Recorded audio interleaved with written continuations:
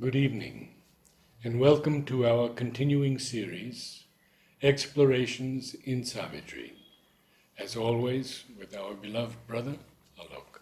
Namaste. We are still in Book 2, the Book of the Traveler of the Worlds, Canto 7, The Descent into Night. And before I begin, I would like to say a few things about Sri Aurobindo's use of words. And I would encourage everyone to look up words in Savitri. He said he has never written anything for effect, that it has been an experiment in how far poetry could be written from a higher and higher consciousness. And each word that he uses, even the simplest words, are there with intent, divine intent, I would say. And as we go through tonight, I'll just point out a few of them as we begin. We're beginning on page 204. We're about 60% down the page, A Breath of Disillusion and Decadence. Let me, first of all, thank you for this flower of transformation. I find it very symbolic, to descend into night, we should carry this. In another place in Love and Death, when Ruru goes into the underworld, she is given a flower of love to carry with him, which is the safeguard. So for us, of course, the safeguard is Mother's love and her transforming power. So that's how Ashwapati descends, and basically, there are several doors through which one can make an ascension and several doors through which one goes down into the pit. For example, the doors of ascension are courage, heroism, love, knowledge, sacrifice, renunciation. All these are doors service of ascension. The doors to hell, doubt, fear, many others, but three very prominent that stand through Sri Aurobindo's writings, and he cautions us in the Mother, and Mother also spoke about it after she gave that famous message, men, countries, continents, the choice is imperative, truth or the abyss. So she was asked, what is this abyss? And she said, Sri Aurobindo has mentioned about it in the Mother, and he speaks about the three doors or three things which the Asura is fond of. The three doors are lust, greed for power and ambition, greed for money and ambition. So these are the three doors, and we'll see repeatedly these are recurrence of these things, these states, doubts, fears, lust, ambition, greed. All these things will come again and again because these are the doors through which one gravitates into hell. These desires. Desires in a more general sense, which open the... Desire is like the key, just as aspiration is and sincerity are the key that open the doors to the higher worlds, higher consciousness. So also desire, fear, it's the key that opens the door to easy descent. And as we all know, it's much easier to fall and much more difficult to rise. What is the line? For swift and easy Yes. is the downward slope. Yes, facilis descensus. That's the poem of Sri Aurobindo. Yeah. He's the downward fall. So we start from here. We read last time about pessimism. Pessimism, despair is the tail of the devil. Mother cautions us, beware of that. Another subtle form of pessimism is cynicism and disillusionment. Disillusionment by its nature means that we don't trust that there is divine, though we may not say so. Because, if there is divine, there is always hope. And if there is no divine, then regardless of all the progress, there is no hope. So disillusionment is people, here it's in that sense that, there is really nothing that lasts in a very cynical way. Life is not worth living. Nothing is worth it. So here we have this line, a breath of disillusion and decadence. The two go together. Because when we are disillusioned with life, then we enter into a state of tamas. And then disintegration and decadence. Because then, what does it matter? corrupting, watched for life's maturity, and made to rot the full grain of the soul. So, this sense of disillusionment which comes into people, and very often they call it that, when you grow mature, you will know life is not as you dream it to be. Now, Mother cautions us that never put this idea in children. Give them beautiful dreams. Don't snatch away their dreams. Don't burden them with this idea that, life ultimately, practically, it's one form that disillusionment takes. That idealism all is fine, but real life is different. I know the story of one rich man whose son one day came to attend one of the talks in Delhi ashram. It's a real story. He was accompanied by the rich man's good friend, one judge. So they went back and the boy was very happy, young boy, 17. First time he was exposed to it. Father was not well and he just accompanied him. So father didn't know that this boy has sneaked out and gone with him. So when he came back, so the rich man was pretty annoyed. He said, "Why did you go? This is the time you should have been studying, doing your homework. Why did you go there?" And he almost, in fact, slapped him. So the judge asked, "Why are you doing this? He's gone for something nice. He's gone with me, gone for a lovely talk, gone to the ashram." So the rich man who used to come regularly, he said, "You don't understand. Don't take his side. We are mature people. We will listen to all this, but we will filter out. But this boy will take it seriously." So he doesn't want this boy to take these high and beautiful things seriously. He wants him to just listen, it's okay, and forget about it. He says he doesn't know what real life is. So this cynicism, corrupting, watched for life's maturity and made to rot the full grain of the soul, progress became a purveyor of death. So this was progress. Pragmatic thought, groundedness, snatch away your dreams, live in this real, harsh, real world. That's progress. A world that clung to the law of a slain light. These are marvelous lines.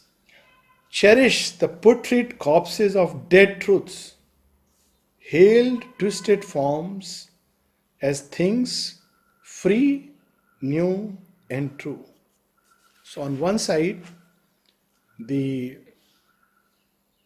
doors of hell, there are people who advertise and call them in. So these are the religions and ideologies which once had their place, but they become dead truths. Either they have become dead because their time is over, or they have become dead in the human heart, which is no more living them as realities, but just as a belief system. So they become slain light, law of a slain light. The light has gone away, but something, there was someone, something, he said this, thus spoke this, thus said he. Now his word becomes the law. And the word which has been filtered out, hardly understood, rarely practiced. So that becomes a slain light and dead truths. They were truths in their own age. I mean, take for instance the whole ISIS module and all this. They claim to be very staunch believers in God. Now imagine the truths that were given at one point of time in a land of Arabia where, there was a kind of humanity. But imagine applying them today in today's context. Or else there is another danger, and the danger comes from the new age. So Aurobindo speaks of twisted forms as free, new and true. This has even happened in the arts. Yeah. Twisted poetry, twisted music. Painting, everywhere. Twisted forms. Yeah. Music. Beauty from ugliness and evil drank, feeding themselves guests at a banquet of the gods, and tasted corruption like a high spiced food. Who would say Aurobindo didn't know or doesn't know what's happening in real world? But this is what was told by some of the Indian politicians of that time. What does he know about life? Yeah. He has withdrawn himself. Let him stay and practice his yoga Let him not interfere with our doings. We know the real world. And what was the doings? They were not accepting the Cripps proposal, and Aurobindo had sent an emissary.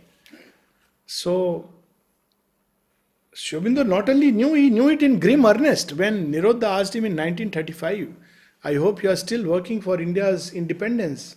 Aurobindo says, all that is already settled. Yeah. I am concerned about what India will do with her independence.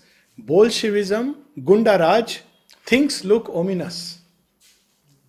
So, tasting corruption like a high spiced food.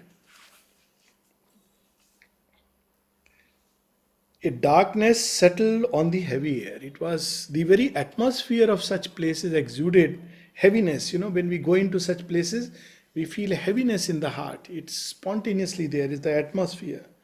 It hunted the bright smile from nature's lips and slew the native confidence in her heart and put fear's crooked look into her eyes. So even in religion, they can come with any kind of advertisement. We will give you heaven, and the moment you enter, you are not supposed to smile. You must be grim. You must be serious. You can't laugh. And such a line, slew the confidence, filled with fear of God, fear of sin, fear of hell. The famous great saint, he said, what are you afraid of? Of elements? Dare them. And then he goes on to a whole list. And then at the end he says, say I am God. This is the eternal truth. Fear of hell. People worship because they are afraid. If they don't worship, God will punish them. So fear's crooked look into her eyes.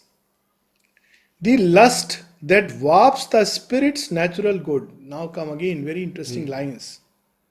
Spirit's natural good. Everything in its own place, its own time, as Aurobindo puts it, in season. Animal life you will see. Natural good. There is no sense of sin, but man gives a manufactured sense of virtue and vice, and it comes here, replaced by a manufactured virtue and vice. The frank, spontaneous impulse of the soul. Now look at it now. What is manufactured virtue and vice? When someone asked Aurobindo that regarding lust, first he made a distinction between lust and love. And then somebody asked, is it okay if we have, lustful relation with the wife? Because you're morally wedded to her and legally sanctioned. So he says it has the same harmful effect. It doesn't spare you. But this is a manufactured virtue and vice. It's okay there. It's okay to look at your wife with lustful eyes, but not okay to look at, another person with lustful eyes. The point is, lust is bad because it's dangerous. But love is a different thing, the spontaneous impulse of the soul. So, how and if you look at some of the Indian stories, it's amazing. Like, a story which has been extolled to its great heights is the story of Shakuntala. If you look at Shakuntala's story, on whose son's name ancient India was once called, Bharatvarsh. Now, who is Bharat? He is the illegitimate child born out of wedlock between Shakuntala, who lives in an ashram, and a king who has visited. But the beauty of the story is that when the father, he's not the father, he's just an adopted, sees an adopted child. Father is sage Vishwamitra and Menaka, and they have gone away after leaving the child. So he doesn't say you have done anything wrong. He says you have obeyed the spontaneous love in your heart, and therefore I sanction it. But you have to go now and claim your truth. Take this child. Don't live with a burden of guilt and sorrow, but go there and claim what belongs to the child. So it's an amazing story, which you wonder that what kind of thought. Ordinarily, one will be told this is something very wrong. He will look at this girl. She has done a great sin. Manufactured virtue and vice. And there is something else which is a spontaneous. It speaks in context of lust. Their twin values whetted a forbidden zest. So here is further qualifying. That okay, you can do things which are bad for you, but do it within limits. It's like take the poison within limits. And Aurobindo gave a very interesting It's like a joke. It's a joke when Amal Kiran told him, I took my cycle, but I broke the pedal and this got broken and that got broken. He said, can you please request mother to tell Benjamin, because Benjamin was very, volatile person. So now it's something very small, nothing much. So Shobindo replied, you are talking like that lady who became pregnant, who was the mistress of a man. And when the wife accosted her that, what have you done? He said, madam, but it's something very small. I just have a little baby in my womb. Said, you are talking like that lady. It's after all a very small little one. So, forbidden zest, but it was sanctified. Like harems, this is nothing but a sanctification of under a religious thing. The ego battened on righteousness and sin. And look at all these mullahs, they will, cry hoarse about being righteous. It is the right of a man. So why? Because the religious scripture says so. And this word battened. Battened, yes. Grew fat. And Ego grew fat. Yes. And each became an instrument of hell. Yeah. They don't know that after death it's not the Jannat, but Jannat is maybe the entry point of hell, which, Shobindo reveals to us. In rejected heaps by a monotonous road, boredom, sense of monotony, when they begin to come, restlessness because of, as if life has become drudgery, mechanical, these are all states that we are coming under the siege of darkness. In rejected heaps by a monotonous road, the old simple delights were left to lie on the wasteland of life's descent to night. Look at such marvelous line. Old simple delights. I mean, we don't need much to be happy. It should be our natural state. When we are hungry, we eat food, we are happy. That famous word given by Zen story, disciple asked the master, I am going traveling, what should I do? He said, nothing. When you feel hungry, you eat. When you feel thirsty, you drink. When you feel hungry, you eat he is very good food. When you are thirsty, you drink nectar. When you feel like sleeping, sleep on a very good bed. And he was going through a forest. So he wondered, what has the master told me? Where will I find these things? So he kept traveling. He started feeling hungry, but he is looking for that place. There finally, hunger overtook him very much. So he plucked those fruits and ate it and found it. This is paradisal fruit. And he was very thirsty. He was looking for nectar, but finally he couldn't. But he drank the stream's water and said, this is the most satisfying water ever. And then slept on rock and he felt bliss. So he said, now I understood that when there is a real need, it's a simple good, and there are many things like that which give you a deep sense of even, satisfaction at a most natural level. But when we start looking for artificial needs, we create, then they lose their value. And we are looking for that Coke bottle which we don't find and we become very unhappy. When well water could quench our thirst. So look at this lovely line, on the wasteland of life's descent to night. In search of something, which, in search of a bottle of Coke. That sounds good. All glory of life was dimmed, tarnished with doubt. Everything. Anything beautiful. No trust. Everything is filled with doubt, suspicion. So, the joy of life, the glory of life, that things can be beautiful, nobility is there. All beauty ended in an aging face, full of, care and worries and anxieties.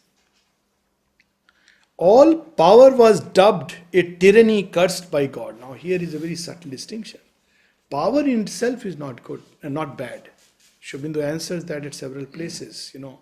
Even people told him that, he is hunting after siddhis. So Shobindo has a beautiful aphorism that my lover and master came and put his crown over my head. And I was overtaken with awe. But they told that he is hunting after siddhis. He said, I didn't ask for them. My lover just gave them to me. And well, if it is there, I must use them divinely. So all power is not bad. It is the consciousness, and it's very difficult to bear it. And truth, a fiction needed by the mind, that we know very well. The chase of joy was now a tired hunt. That's what. The bottle of Coke, chase of joy, was now a tired hunt. All knowledge was left a questioning ignorance. So this is the road towards downward slope. He's just describing the slope. So when we are besieged with doubt, fear, artificial need, cravings, lusts, then we should be very careful that we have knowingly, unknowingly opened a door and facilis dissensions. It's close by. But Ashwapati goes there, and there is a reason why he goes. As from a womb obscure he saw emerge the body and visage of a dark unseen, hidden behind the fair outsides of life. It's everywhere. It's just waiting, this shadow. And a little door we open and it comes in and begins to overpower us. Yes. Little error. And Aurobindo would say it will clap a Himalaya of difficulties before you. How does it clap a Himalaya of difficulties? You make a mistake. Human beings, all of us make mistakes. So you'll say, you have made a regrettable, despicable mistake. You are the worst sinner on earth. Now you have no chance. So they clap a Himalaya. Now you are in a state of terror. You are in a state of guilt. You are in a state of utter lack of self-worth. And thus they will overpower us. Its dangerous commerce is our suffering's cause. Its breath is a subtle poison in men's hearts. All evil starts from that ambiguous face. Why ambiguous? Fair outside, dark inside. Ambiguous face. Truth but twisted. Ambiguous face. Pleasure but bringing two pain free. That's the original God's or nature's, not God's, nature's selling mechanism. Buy one pain, buy one pleasure, get two pain free of cost. So we don't read that underlined, So, Small print. To small print. A peril haunted now the common air. The world grew full of menacing energies. And wherever turned for help or hope his eyes, in field and house, in street and camp and mart, he met the prowl and stealthy come and go of armed, disquieting, bodied influences. Everywhere, no place was exempt. Knocks at a door. Will you help me? Yes, of course, come in. I am the man who can help you.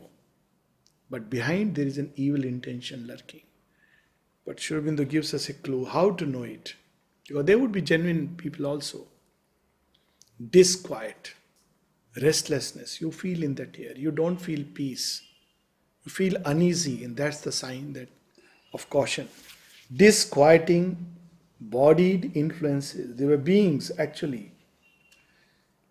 A march of goddess figures, dark and nude. We see that entire lust, So not goddess figures. They imitated gods and goddesses. They were figures which took a form, beautiful form, dark and nude, alarmed the air with grandiose unease. I'd like to talk a little bit about that word, Yes, grandiose, yes. because I had many questions about it and put them to Amal Kiran. And today we feel that grandiose is pompously inflated language, perhaps it's pejorative sense. But he said, no, Sri Aurobindo's sense was imposing, grand. So totally different meaning of the word in a space of so many years.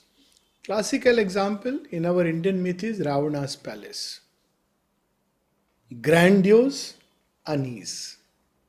Everything is grand, all built of gold, dances, music. He had great love for these things. Art. Even people could come and discuss Vedas or whatever. But everybody was stricken with fear. Everything was beautiful, carved with external beauty. But you dare utter a word of truth in front of the 10-headed Dashanan, and you'll be kicked out even if you are your brother. So this was the grandiose unease where figures were parading. Appalling footsteps drew invisibly near. Shapes that were threats invaded the dream light. And ominous beings passed him on the road, whose very gaze was a calamity. There's an actual term for it, hexing, voodoo, we hear about it.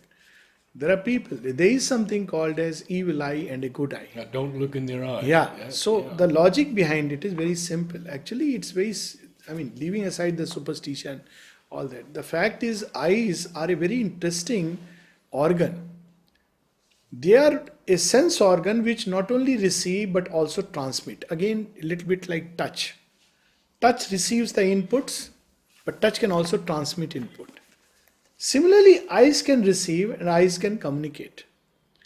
And eyes can most powerfully communicate what is in our depths. That's why there's so much in classical dancing, there's so much about eyes, mudras and eyes. Because eyes are very powerful instruments of communication. So eyes can communicate compassion, grace, strength, hope, peace. But eyes can also communicate fear, terror, gloom. So, here we have those eyes whose very gaze was a calamity. They filled the being with fear. And now we have mother's eyes. Mother's eyes. In fact, about Sri Aurobindo's eyes, mother says, mother's eyes are, just simply, about Sri Aurobindo's eyes, mother says, that gaze, his gaze is so full of compassion. And really, the one thing which I repeatedly feel in Sri Aurobindo's look is tremendous compassion. Mother says he knew the world is not ready. Yeah. He knew that nobody is going to understand, even read what they are going to do. But still, he kept pouring and pouring compassion. So much love and compassion, Nirodha writes that once he asked him, why is he tolerating so-and-so person? Why doesn't he just send him away? You know what Sri Aurobindo said? He has no place to go. Imagine he has no other place to go. It had nothing to do with spirituality. Something very, very down to earth. Where will he go? Yes. I'll share a personal experience of mother's eyes.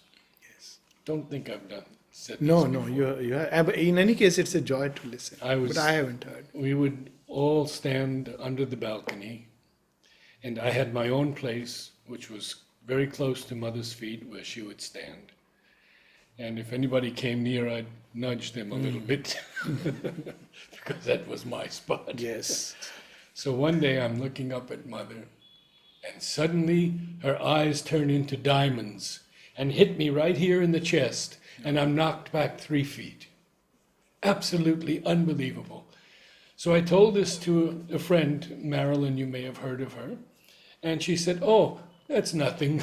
She said, go to the library. Janina has painted that very experience. And I went to the library, and it was exactly the experience. Incredible. Mother's and Sri Aurobindo's eyes are, of course, I remember Champak Lalji. There was a time when he would sit in the bathroom and people would, Sri Aurobindo's bathroom, and people would go and could meet him. I just remember going there because people said Champak Lal. Otherwise, I had taken a very clear vow, other than mother and Sri Aurobindo, nobody else I am going to even bow down anything, everything to them, others are all friends and whatever. But yeah, respect them. So, but then people were moving, it was a line, where you are, so okay, let me go to him. And it was very clear, no bowing, no touching, just for a second. I don't know, then I stood, his eye, everything vanished. And I just remember one little flame here. Everything, nothing was there. The body, world, everything vanished. And then how long it would have lasted? It looked like lasted for a long time, maybe half a minute, but he kept gazing. And like a stupid man, I that time thought, oh, he has so much power in eyes, I'll also gaze. And after a while, that gaze was so hitting. It was actually a stream of force entering and going here, and then the vanishing took place. And next, when I came back to the outer awareness, I was just compelled to, and he would not allow anyone to touch the feet, but he was quietly sitting, touched the head, gave the flowers, and after that till evening, no appetite, no wish to do anything. So much joy. So then I asked people, if this is the effect of Champaklalji, what would have been the effect of Mother and Aurobindo? And I asked another question, how does he travel? So then I was given an answer which I am convinced is true. He said, no, when such beings travel, they veil themselves. So which I found it very convincing. Because I found it very strange. How will he travel? In fact, his being was like a being of light. So I said, how does he go out? I have heard he goes out. So there is a veiling. So of course these are beautiful eyes, but here there is the shadow, the eyes which are a calamity. And I am glad we took a tectonic shift and spoke of beautiful eyes to make this issue clear.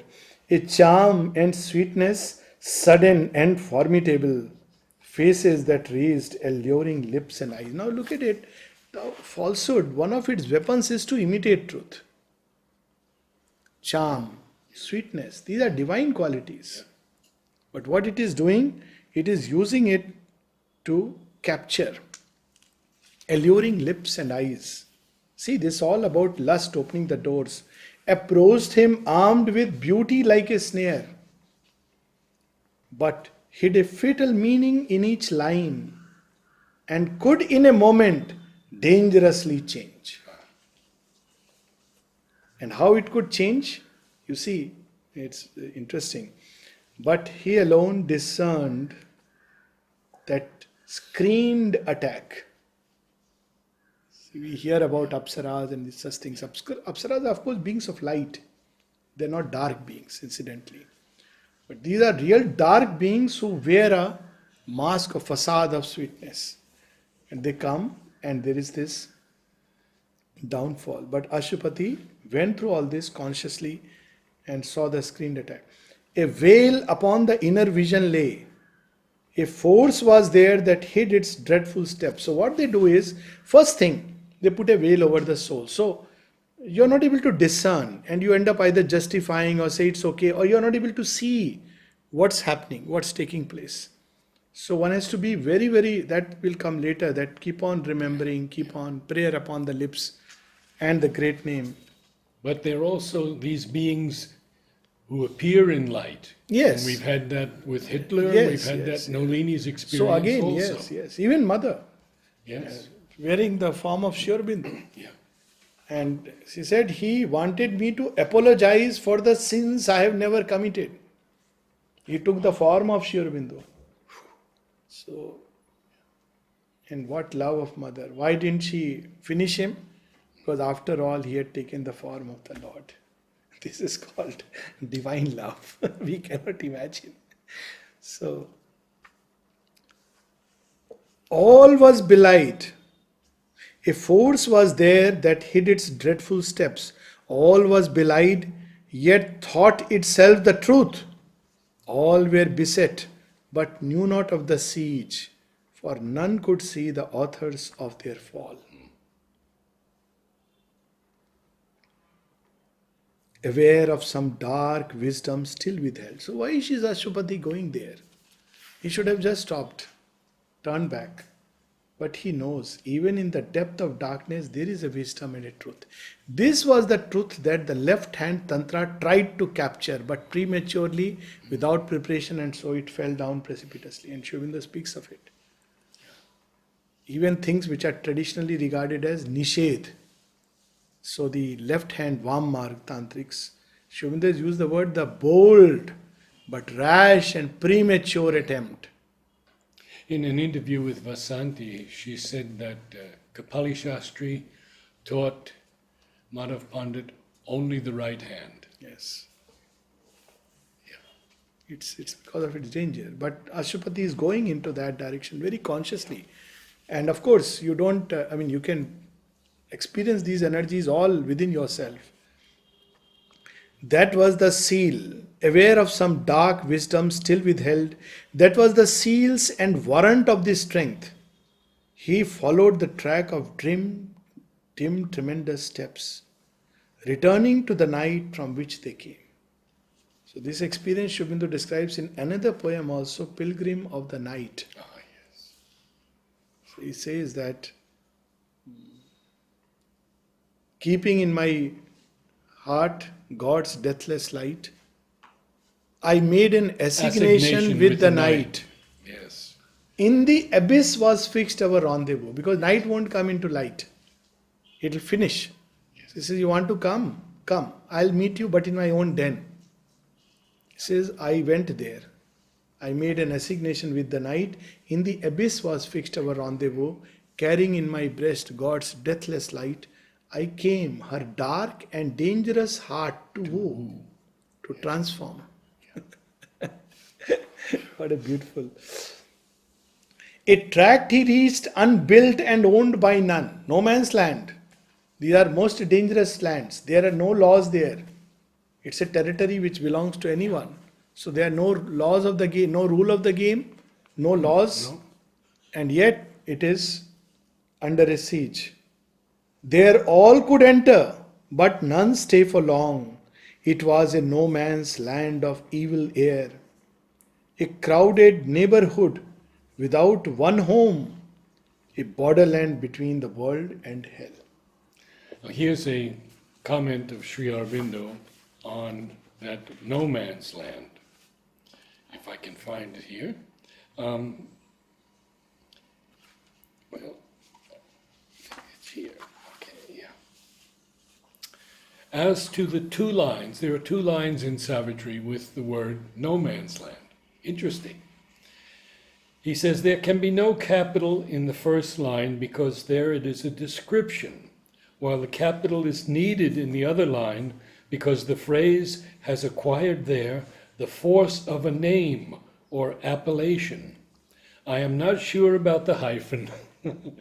It could be put, but the no hyphen might be better, as it suggests that no one in particular has as yet got possession. Wow. See, that he would take the time to answer Amal in such detail about one little phrase. Yes. With some hyphens or no hyphens. So here there is no hyphen. No hyphen. No. It's no man's land. Yeah. Nobody's. Whereas the other one is, it's like a appellation. Yes. So capital, no man. Their unreality was Nietzsche's Lot. So nothing was what it appeared to be. In that sense. It was a space where nothing could be true. For nothing was what it had claimed to be. Look how dangerous, Actually, this is the worst weapon of truth, imitation. When you directly oppose the truth, you are prepared and armed. But to imitate truth, falsehood imitating truth, at another place the line will come, falsehood came laughing with the eyes of truth. There truth was a lie and lie a truth. Truth speaking was a stratagem in that place. Yes. All this will come later. So here we have the deception, the grand deception. Yet nothing would confess its own pretense, even to itself in the ambiguous heart. A vast deception was the law of things. Only by that deception they could live. I remember an experience of mother in one of the churches. Oh, yes. She said, she was very young, maybe 15 or something. Yeah. She said, and I saw a lady enter into the confession room. And there was this priest to whom she was confessing. And mother says, quite a monster. So the lady who had whatever sins, whatever it is, it was poor lady. And she says, I saw, what a miserable, wretched. And he was, filling her with these ideas of guilt and sin. And she said, all that belongs to the old world. She saw that priest, he's a priest. But the pretense, you confess to me and I'll get you pardoned from God. That's the whole idea. So, but he's a monster. You don't have to go near such a person. So this experience, I'm reminded, even she saw those black spiders in temples and churches.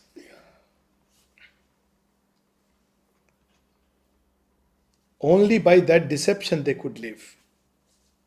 An unsubstantial nihil guaranteed the falsehood of the forms this nature took and made them seem a while to be and live. Unsubstantial nihil guaranteed.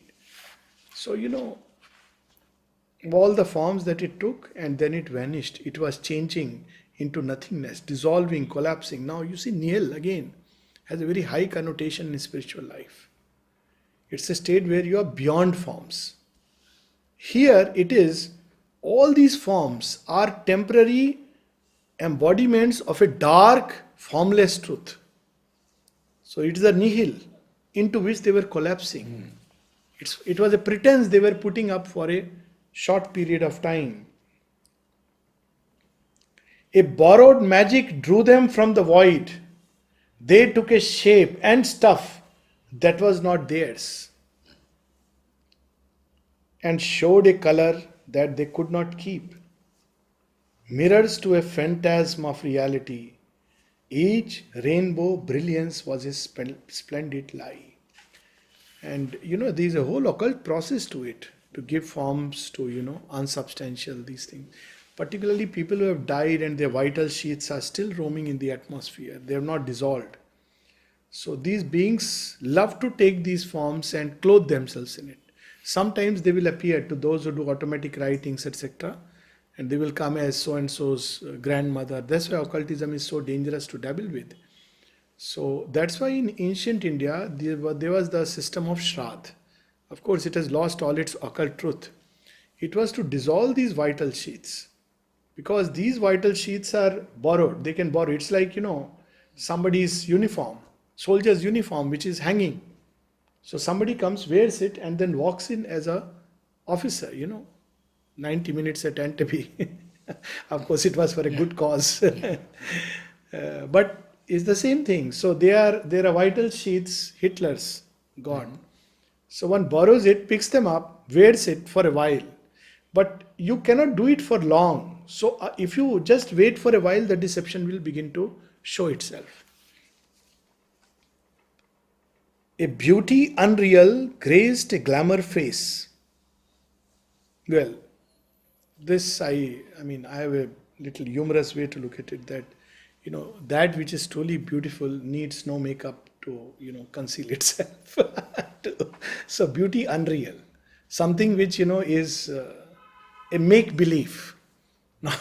Nothing wrong with but beauty unreal graced a glamour face. So it's more or less nothing could be relied on to remain.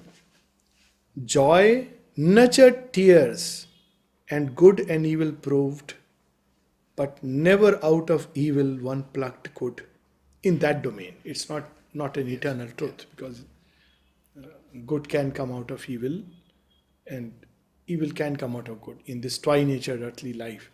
But in that domain, while evil could come out of good, but never good out of evil. Evil was evil. But sometimes it came wearing the mask of good. And now comes that, we were reading about that alluring lips which could change in a moment. Love ended early in hate. Delight killed with pain. Truth into falsity grew, and death ruled life. So it started with love, but very soon ended into hate, jealousy, all kinds of dark things, because of the subtle breath of this world which captures the human heart. We can read just 4 lines, then we'll stop. A power that laughed at the mischiefs of the world. which enjoyed pettiness, which enjoyed cruelty, which enjoyed mischief. An irony that joined the world's contraries and flung them into each other's arms to strive, put a sardonic rictus on God's face. There is an irony where things are brought together. There is a divine irony where you bring the opposites, but for harmonious synthesis. But here it is flung upon each other. Typical example, Hitler, when he gave the choice, you want your husband to be killed or your child. This is contraries being flung upon each other. Sardonic rictus on God's feet. Mother has given a comment on this. Quite a term also. Yeah. Sardonic, mockingly scornful. Scorn, even smile, Heartless. fixed smile. Bitter, sneering. Yes. And rictus, is the twisted mouth with the mouth agape and the corners of the lips like that. Sardonic rictus. It's Every word here. a term used in medicine. Rictus, that's when, right. Yeah, when people have tetanus, one of the signs when it is advanced was a rictus. Now, what rictus means is a fixed smile. It's not really smile. No. But momentarily, if you look at it, you can get a passing impression. So that's why he's used the word rictus. Smile is something beautiful. It's a gift of creation. It's God's blessing to man that we can smile. But this smile too was a fixed, cynical, scornful, sneering smile. On God's face. Yes, on God's face. Yeah. So he twisted it. So this is the world, and as I say again and again, it's worth reading so that we become more conscious, more vigilant when this world approaches. At some point, one has to reckon with the shadow.